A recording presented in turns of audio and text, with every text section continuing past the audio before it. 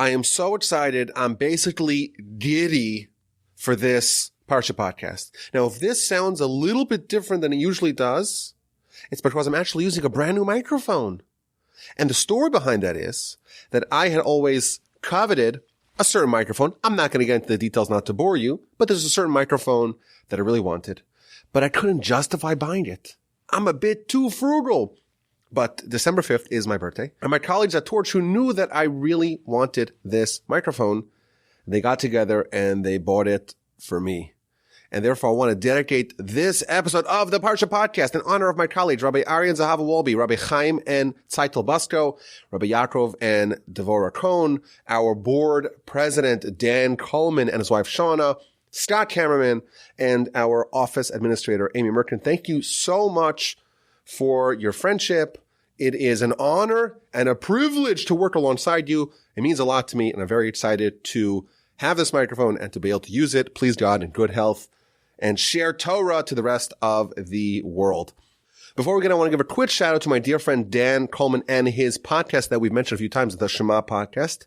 He just recently had an amazing interview with Nissim Black, who, if you don't know who he is a recording artist.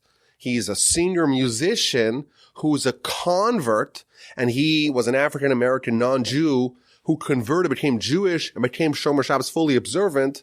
He has an incredible story to share, and they discussed some really interesting things about what it's like to kind of change your identity and to adopt a new identity, and how you navigate the tricky transition from being someone who's either not religious or not observant or an atheist or someone who's not even Jewish and becoming Jewish. I found it very fascinating. Check it out. Dan Coleman's podcast, the Shema podcast, the podcast for the perplexed. Give it a listen. And as always, my email address is rabbiwolbe@gmail.com. So this week is Parshas Vayeishev. And the storyline basically follows that of Joseph. Joseph, the favorite son of Jacob. Joseph, the beloved son in the eyes of his father, reviled in the eyes of his brothers. He gets some special garments. He has dreams that seem to have an aura of megalomania to it. He is sold as a slave after not being killed, after being thrown in a pit. And we know the story quite well. He gets to Egypt. He rises to the top of the household that he is owned by, Potiphar. He gets seduced by Potiphar's wife. He resists the temptation, gets thrown in prison. And at the end of the parsha, we kind of end off on a cliffhanger where he is wallowing in prison, and the two assistants, the two attendants of Pharaoh, the baker and the butler, he interpreted their dreams, but they forgot, or at least the butler forgot, Joseph after he left. Now, Joseph is forever lauded and praised for his resistance to sin with the wife of Potiphar. In fact, Joseph is forever called Yosef HaTzadik, Yosef the righteous, and that is because of his righteous and valiant resistance of his master's wife's seductions. And our sages tell us because of his heroism, because of his courage, because of his valor and gallantry in fighting the Yetzer Hara and fighting the inclination, he merited to be the sustainer of the whole world during the famine. There's actually a beautiful Midrash that I saw this week for the first time. I absolutely love this Midrash. The Midrash quotes a verse in Psalms chapter 114. Hayam ra'ah vayanas. The sea saw something and it fled, it ran away. This is talking about when the Jewish people, when they come to the sea, by the splitting of the sea episode, the sea witnessed something and it fled. And asks the Midrash, what did the sea witness? What did it see when the Jewish people arrived that forced it to run away and to split? Says the Midrash, the sea saw the bones of Joseph, and the Almighty beckoned the sea to split and to flee and to run away. And you know why? In what merit? Because Joseph ran away. Joseph fled, and the verse says, Vayanas, Vayetze hachutza, and he fled and he ran outside, And consequently, because Joseph fled from sin, the sea fled from the bones of Joseph. Accordingly, this one deed that Joseph did, this heroic resistance to sin, earned the entire Jewish nation salvation during the splitting of the sea episode. Now, there's a very interesting Rashi that I want to zone in on and focus upon. The verse tells us, this is chapter 39, verse 11, it was this day, on this day, and he came home to do his work, and there is no man from the people of the household there with him in the home. So what does it mean that Joseph came home to do his work? This is the fateful day when he's going to have that final encounter with his master's wife, with Potiphar's wife, and she's going to disrobe him, and she's going to claim, of course, lying, that it was Joseph who was trying to seduce her, and that's why Joseph gets thrown into prison. What does it mean, asked Rashi, quoting from the Talmud, what does it mean that Joseph was going to do his work? So Rashi brings two opinions. Either what it means is he was going to do the regular work that he did every day in the household. Alternatively, says Rashi, he was going to give in. He was going to capitulate. He was going to sin. He was finally, after all this temptation and all these efforts and all these overtures of his master's wife, he was finally going to give in, and he was finally going to sin. And what happened? He ran away. Well, what changed? Why did he suddenly get cold feet and run away? Says Rashi, very interesting. He saw the visage, the countenance of his father in the window, and that prompted him to reconsider. And he said, you know what? I'm not into this. And he fled. That's what Rashi tells us, quoting from the Talmud in the book of Sota on page 37. Now, if you look at the actual source in the Talmud, you find a little bit more detail. At this time, at this critical juncture, Joseph is about to capitulate. He's about to give in. He's about to yield to the seductions of his master's wife. And he's there, and he looks at the window, and a visage of his father appears to him. And the visage tells him, the image, the hologram, if you will, tells him, in the future, Joseph, you should know, your brothers, your 11 brothers, are going to be etched on the stones of the apron-like garment, the ephod of the high priest.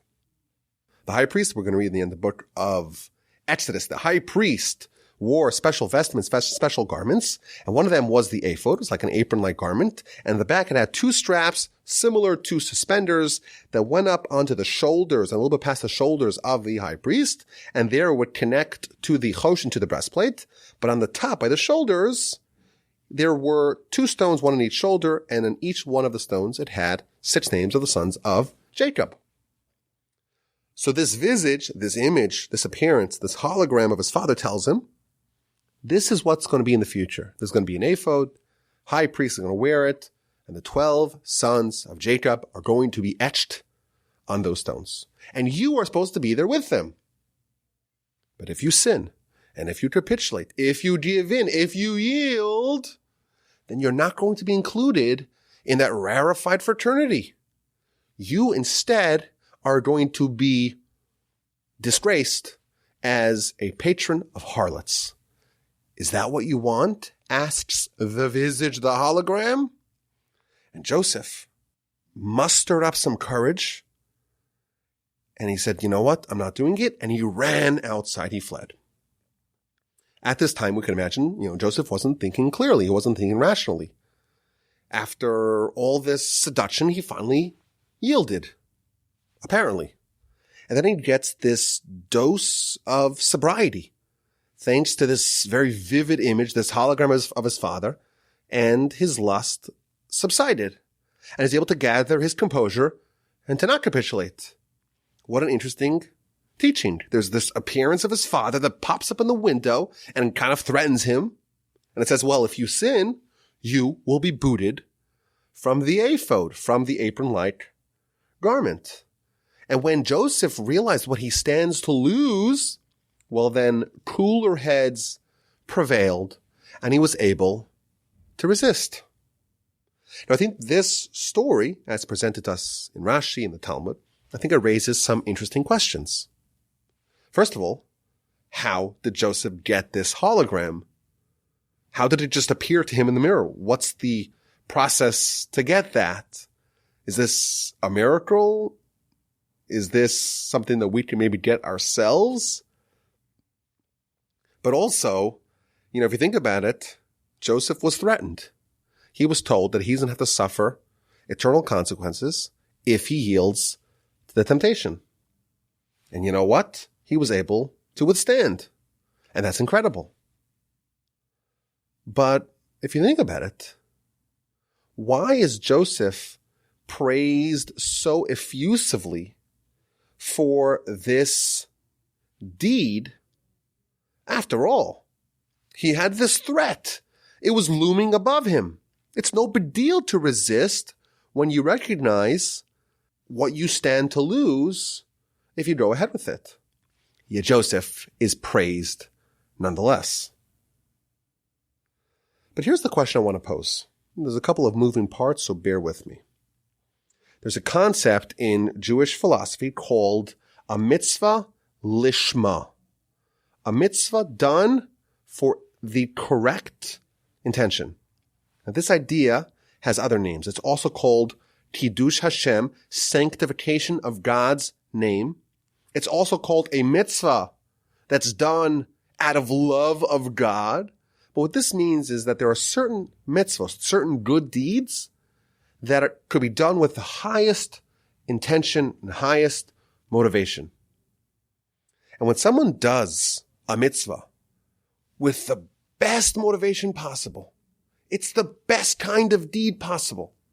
This is not an ordinary mitzvah. Of course, every mitzvah is great. Every time someone fulfills the will of God, it's amazing. Of course. But when someone does a mitzvah, a deed, a positive deed, as per the instruction of God, but they do it with total dedication, and there's no other motivation, there's no other intention other than fulfilling the will of God, such a mitzvah is really in a class by itself.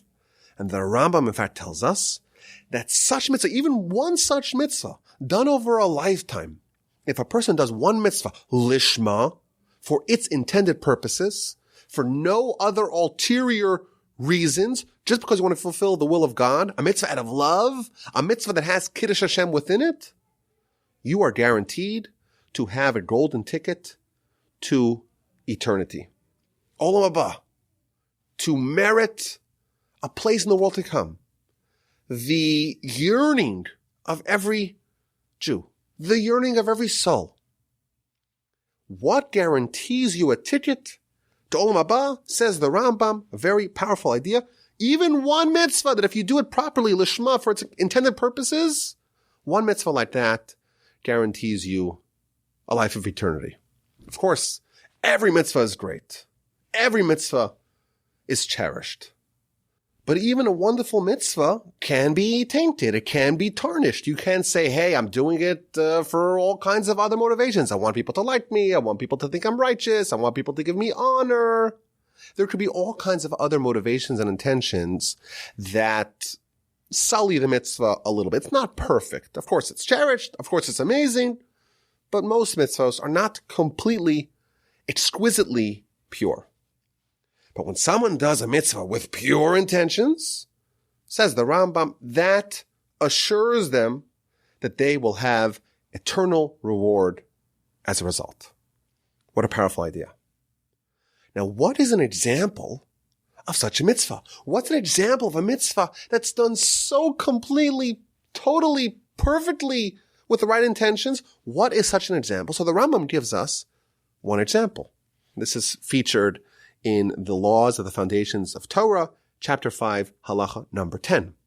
And the Rambam tells us, if someone withholds from a sin, or they do a mitzvah, not from anything in the world, not because of fear, not because of dread, not to seek honor, only because of the Creator, blessed is He. And you ready for this?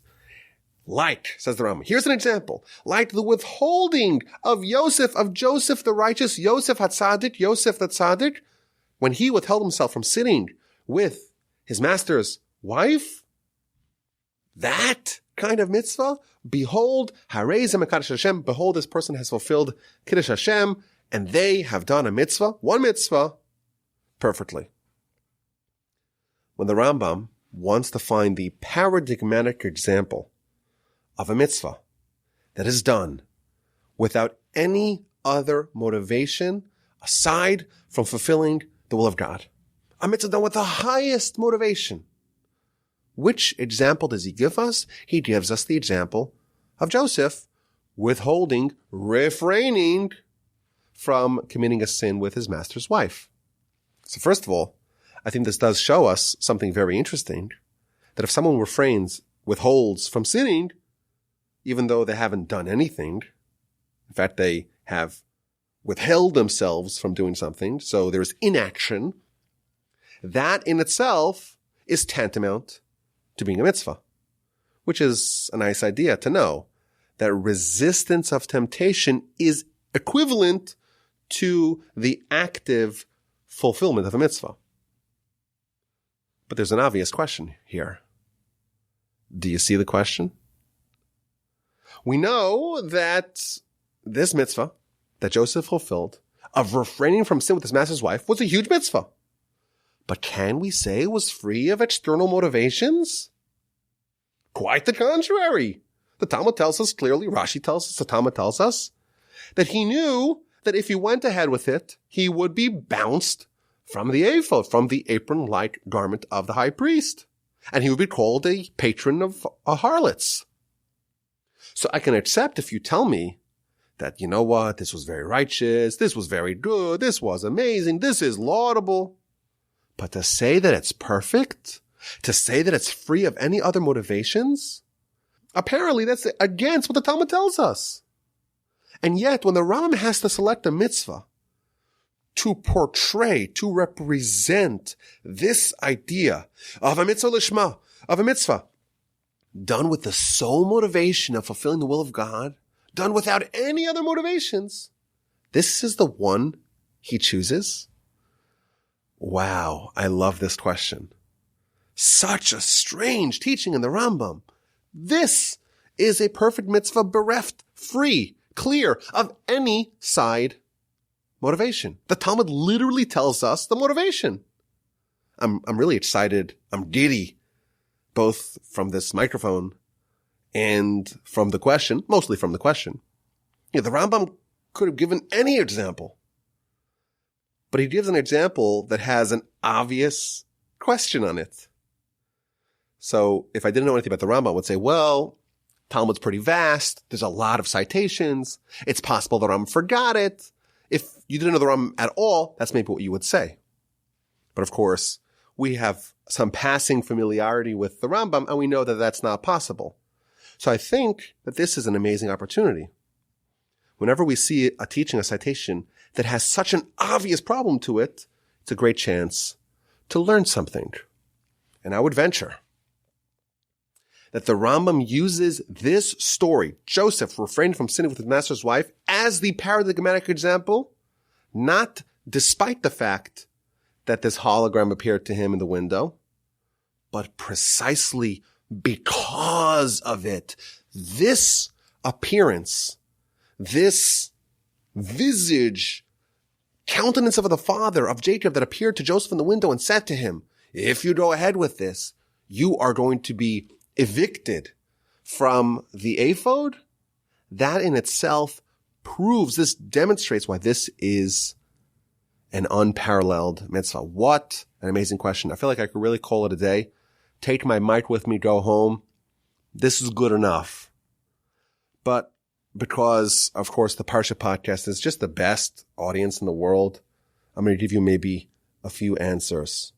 Now, when I thought of this question, I actually came up with 3 different answers, and I'm going to share 2 of them with you. And the third one, I won't share with you, and I'm sorry about that. But here's my promise.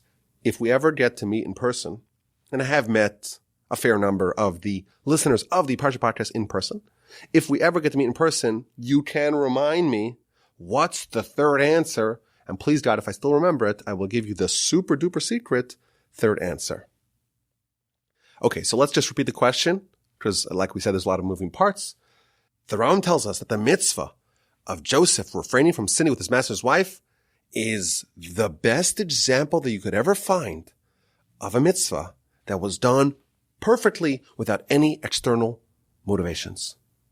And the question is, the Talmud says quite clearly that a hologram of his father appeared to him in the window and said to him, don't sin, because if you do, you are going to lose something very important, namely your place amongst your brothers, your place amongst the tribes of Israel.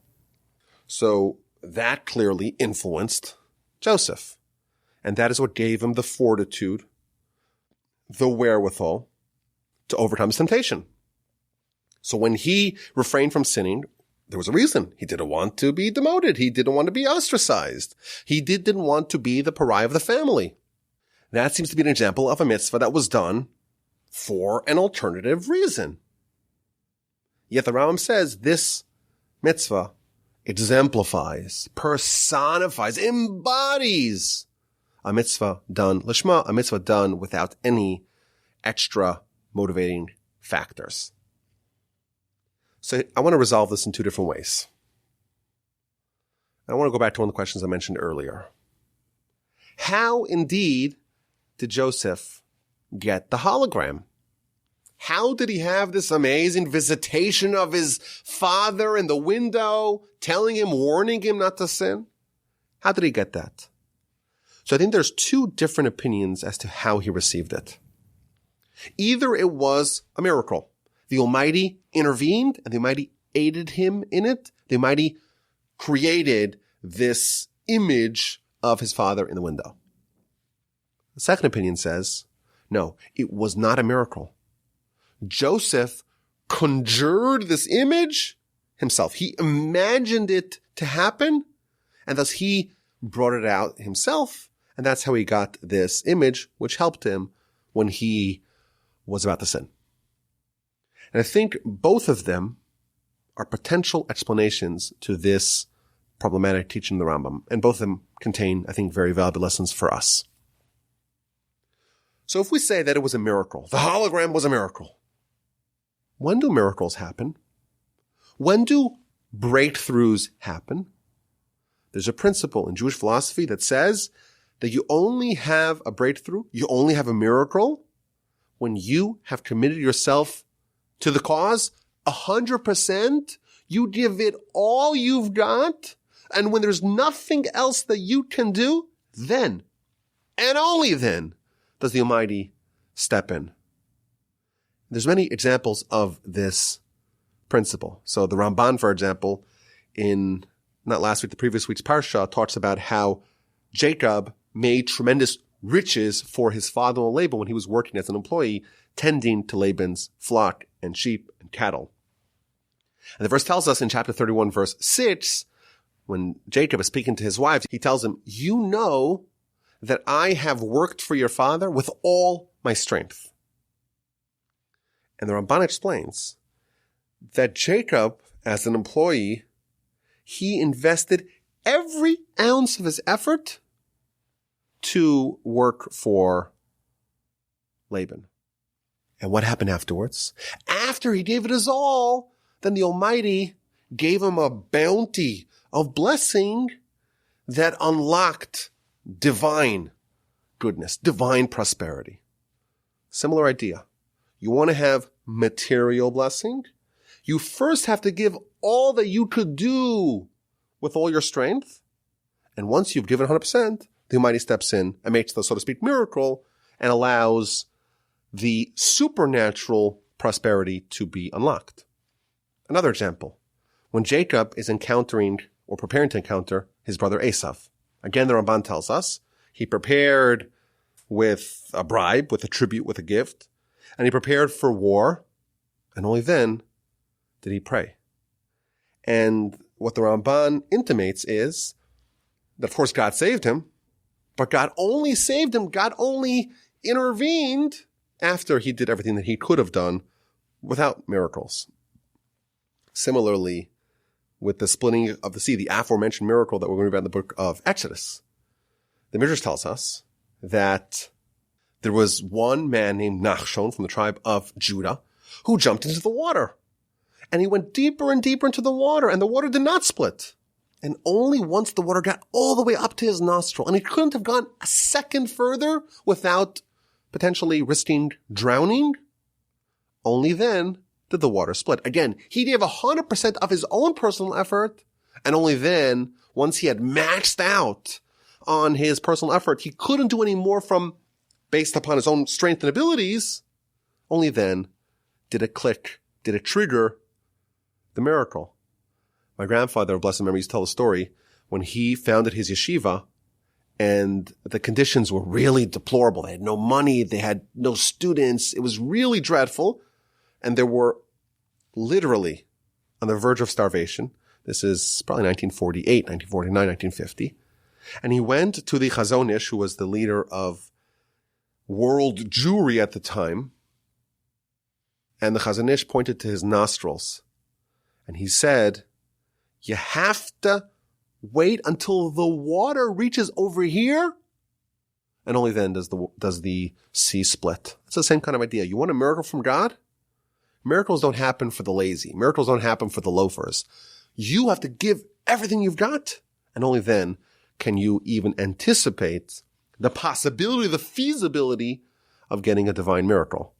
You give your all, and it's not possible. There's no way you can do it by yourself. But when you give it your all, in whatever field we're talking about, and you've matched it all out, then the Almighty says, okay, now it's time for a miracle. Joseph was resisting temptation with his master's wife. Talmud tells us every single day, every minute of every day, his master's wife, Potiphar's wife, was trying to seduce him. And she changed her clothing, we're told, every single day, multiple times. Always trying new angles to try to ensnare Joseph. And Joseph resists and resists and resists and resists. He is all hands on deck to resisting temptation. And then there was an intensification of the Yetzer Hara, of the evil inclination. And there's an intensification of the lust. And he reaches the point where he can resist no longer, meaning he has matched out all the efforts that he could do, and now it's just beyond his control. And indeed, the verse tells us that he had reached the tipping point. He had reached the point where he was going to capitulate because the temptation was exceeding his ability to resist. He was resisting as much as he could, but he could resist no longer. And what happens? Once you give 100%, and now there's still a challenge ahead of you, that's when the Almighty steps in. And what does the Almighty do? The Almighty makes this miraculous visage, the miraculous hologram of the Father appear, and that supernaturally, miraculously saves Joseph from sinning. And thus, this miracle actually proves that Joseph did absolutely everything in his power to resist. He gave it his all. And only then did the Almighty bail him out. But this is Joseph investing everything he has, giving it full 100%, total dedication.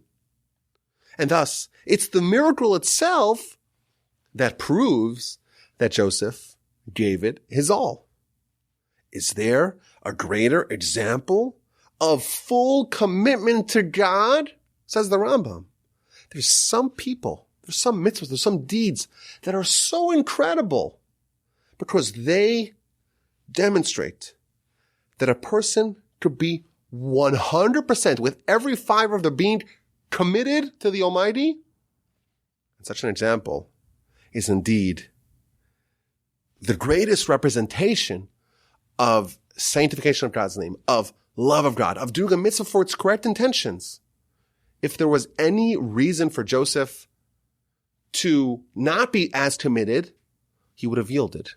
From the fact that he gets the miracle, that indeed proves that he fought with everything, complete, total commitment to God, and thus such a deed is indeed worthy of the distinction of being an act done with the complete proper intention, and indeed a deed that is worthwhile of being considered something done out of love of God and in sanctification of God's name. I want to suggest a second answer.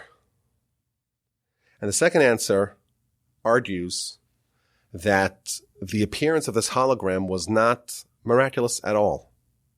In fact, Joseph himself conjured it. Now, how did Joseph conjure it?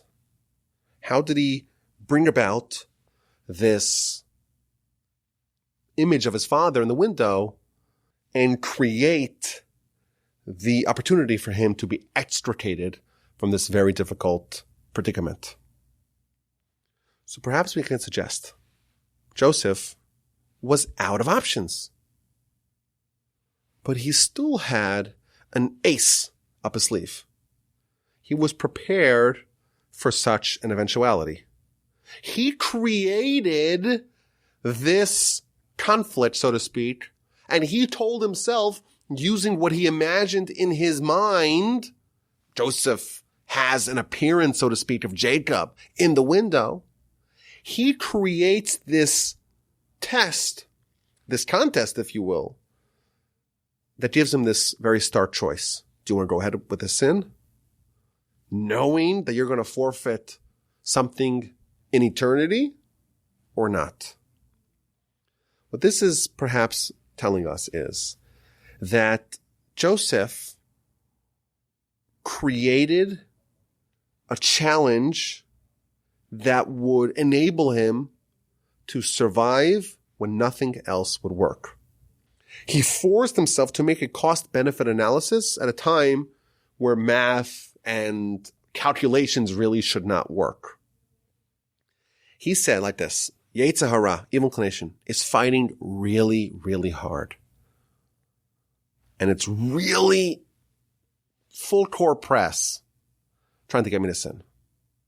The only way, Joseph realizes, the only way tactically to resist it is you have to present an argument on the other side, which is something that the Yetzer Hara itself is not desirous of. Meaning, Joseph doesn't want to sin. Yetzer Hara says you gotta sin. Yetzer Hara creates all these fantasies and all these desires, and the Yetzer Hara is really motivated to get Joseph to sin. Joseph realizes that the only way for him to resist the onslaught is if he creates something on the other side, so to speak, on the other option, that the Yetzer Hara itself is fearful of. And that is eternal shame. Joseph tells himself, so to speak, he's wrestling with himself, and he says, yes, I want this. But what comes along with it? What comes along with it is something that even my Yetzer Hara doesn't want. Even the Yetzer Hara doesn't want this eternal shame of being labeled as a patron of women of ill repute.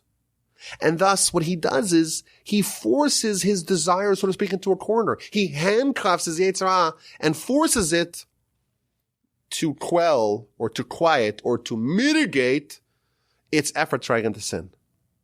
It's a very deep idea here. You could force the Yetzer Hara to not be desirous of what it's trying to get you to do. And you could force it to obey your will and to concede to your will and to the will of God. And someone who does that, someone who fights the Yetzer Hara with such cleverness by creating, like, so to speak, this artificial reality that would result from yielding to what the Yetzer Hara wants, someone who does that is indeed worthy of the distinction of someone who really honors the name of God. The Talmud tells us in the book of Baba Basra that if there is a person who says, I want to give charity, but I want to give charity specifically so I get a nice kickback, so something good happens to me. Says the Talmud, behold, such a person is a complete tzaddik, a completely righteous person. And we can ask the same question. Wait a minute. The person specifically said that they want to get something in return for giving charity.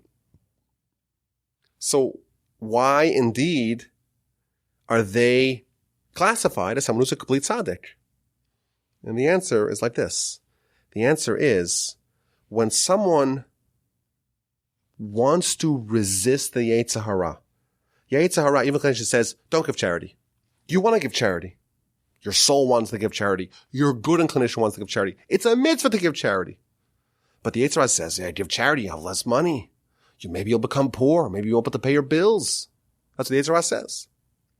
So there are a few ways to try to resist, so to speak, the Yetzer Hara. You could try to brute force it. Might not work. But what you can do is say, I'm going to try to get the Yetzer Hara on board.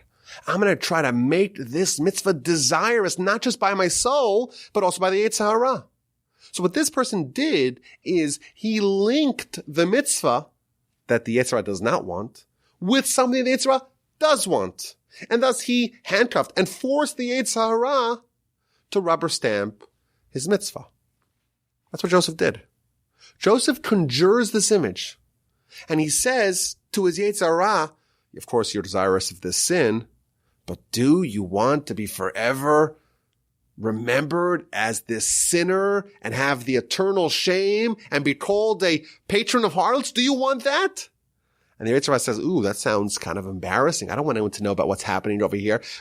Maybe we shouldn't go ahead with this. Joseph, like the complete tzaddik in the Talmud of Baba Basra, Joseph is deploying this incredible tactic that is forcing the Yetzer Hara to go against its own agenda. And someone who acts with such ingenuity to fight the Yetzer Hara is indeed such a deed, such an action is indeed worthy of being described as someone who is really completely motivated towards fulfilling the will of God. And they're even willing to wrestle with themselves and to incentivize themselves and to dupe and to bribe the Yetzer Hara to get on board. Someone like that is indeed, or an action like that is indeed worthy of that distinction. I think some very valuable lessons in life from this. First of all, we have the idea that you have to give 100%. You want to break through? You got to give 100%. And that doesn't matter if it's business or war or fighting the Yetzer Hara or getting a miracle of any sort. The Almighty steps in after we have done what we can. After Joseph gave 100%, the Almighty makes this hologram and saves him. That's one idea. Alternatively, there's another insight, another potential way to explain what's happening over here is that Joseph created a new way to fight with the Yetzer Hara. To force the Yetzer Hara to obey our will. To make it reluctantly swallow, so to speak, the bitter pill of going against its agenda. Of incentivizing the Yetzer Hara to get on board. And this also teaches us a very valuable insight. You know, when we want to get our children to do what's good, to study Torah, or to have good manners, or to clear off the table, or to do their homework, or to brush their teeth, we incentivize them. We bribe them. In effect, what we're doing is, they have a Yetzer Hara, it's very strong. Yetzer Hara says, I'm lazy, I'm tired, whatever. You get the Yetzer Hara to say, do the mitzvah. You're bribing the Yetzer Hara to be desirous of the good. And that's not a tactic only for children. Joseph shows us this is also a tactic for adults, and that is not a reduction in commitment. To the contrary, when someone resists temptation via this method of Joseph, it actually shows total commitment, total dedication, and that ensuing behavior can justifiably be classified as a complete mitzvah, a mitzvah done with the utmost purity, a mitzvah that is considered Kiddush Hashem, a sanctification of God's name, a mitzvah, like the Ram tells us, that would ensure the person who does it a ticket, a guaranteed ticket for eternity in Olam Haba. Okay, let's get to this week's A and Q. And if you are a new listener and you don't know what A and Q means, A and Q stands for answers and questions. It's the opposite of questions and answers. A question and answer would be where the audience would perhaps ask me a question. and I'd have to come up with an answer. And that's great. But on the Parsha podcast, we do it the other way around. I ask the audience a question, and the audience gives me their answers. And of course, you can email me with your answers, rabbiwolbe@gmail.com. So first of all, I want to mention that last year, I actually listened to last year's offering of the Parsha podcast. And at the very end of last year's Parsha podcast, I asked a question. We weren't doing the A and Q last year, so I don't think I got any responses to the question. But I still have a question, and I don't have an answer. And that is when Tamar, she realizes that the third son of Judah was not given to her as a spouse, as a husband. And therefore, she takes off the garments of the widow and she seduces Judah, and we know the story. And the question that I had last year, and I still have an answer to, and this is not going to be this year's A&Q, but if you do have the answer, I would love the answer. Why does she seduce Judah, the father of her two deceased husbands, and not Shelah, the third brother that is really next in line in marrying her after her two husbands died? I don't have an answer to it. I think there's a simple answer that, well, she discovered that Judah was near, and maybe she would have seduced Shelah if the opportunity arose. But if someone has a different answer, I'd be very curious to hear it. But here's this week's A&Q. The question is as follows. Every pivotal transition in Joseph's life happens via dreams. The brothers don't like him, but they really, really can't stand him, and they really hate him, and they really get envious and jealous of him when he shares the two dreams of his own grandeur of them bowing down to him. And that, of course, sets off the domino effect, the series of events to bring about him being sold as a slave and eventually ending up in Egypt. And then he is imprisoned, and at the end of this week's Parsha, he has two cellmates, the baker and the butler, and they have dreams. And once again, Joseph plays a role which is going to be very pivotal for him in his life. He interprets their dreams. And eventually, in next week's Parsha, Pharaoh has two dreams. And the butler remembers Joseph being a very gifted dream interpreter. And that's how Joseph ends up before the Pharaoh. And in next week's Parsha, I don't want to spoil it for you, but in next week's Parsha, Joseph becomes the viceroy of Egypt. So I think it's really interesting that every transition in Joseph's life happens via dreams. It's such an unusual coincidence, and we know it cannot be a coincidence. And it's also interesting that these dreams apparently come in pairs. Seemingly, it could have been 3 dreams instead of 6. He has one dream of his own grandeur and makes his brothers hate him. One person, one aide of Pharaoh has a dream. Joseph interprets it correctly, and that would be enough to prove his bona fides in the eyes of the butler. Pharaoh has one dream in next week's Parsha. Apparently, and correct me if I'm wrong, apparently that would be enough to have the exact same story. But somehow it comes in pairs. So here's the question. What is the significance of Joseph's transformations happening specifically via dreams, and why do they come in pairs? And if you have an answer, email me, rabbiwolbe@gmail.com. Okay, last week's question was when the angel finishes his scuffle with Jacob that lasts the entire night, he tells Jacob, leave me because it is dawn. And Rashi tells us, based upon the Talmud, that this is the day that the angel has to sing praise in front of God. And the Talmud adds that since this angel was created, he never had an opportunity to sing praise. And this is his time. This is the one time in the angel's entire existence that the angel is going to sing praise. And the question we asked is, why this day in particular, the only day that we know of where a man, Jacob, has a struggle with the angel, that's also the same day that the angel has to sing praise before God. And as usual, the audience of the Parsha podcast is undefeated, and we got a bunch of interesting and creative answers. But I had an idea that I had already thought of last week, that it's not that this day coincidentally is the day that the angel was supposed to battle with Jacob, but it was specifically because of this encounter. And the idea that I had was that an angel is like a mission of God, so to speak, an isolated mission of God. And the angel only gets to sing praise when the angel's mission has been fulfilled.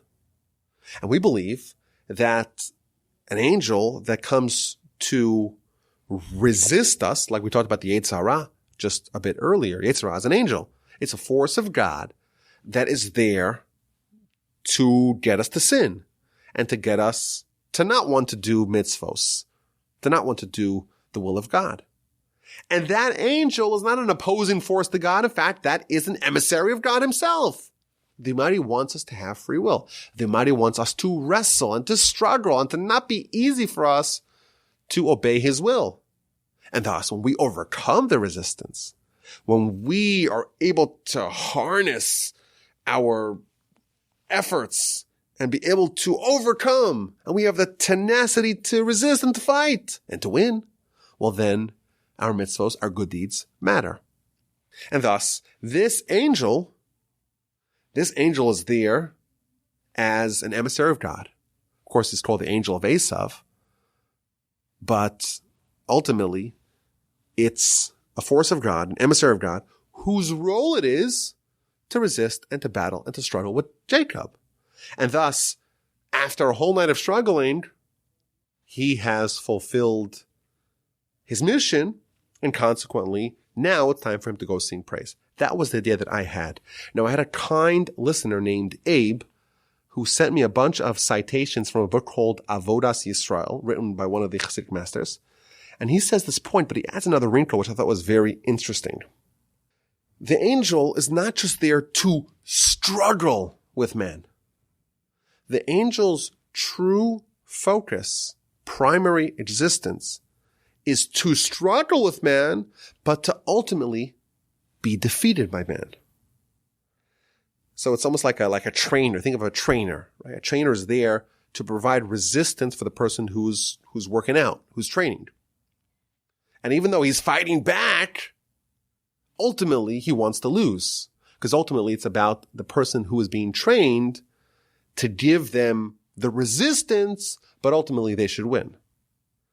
So the fulfillment of this angel, we call the angel the Yetzer Hara, the Satan.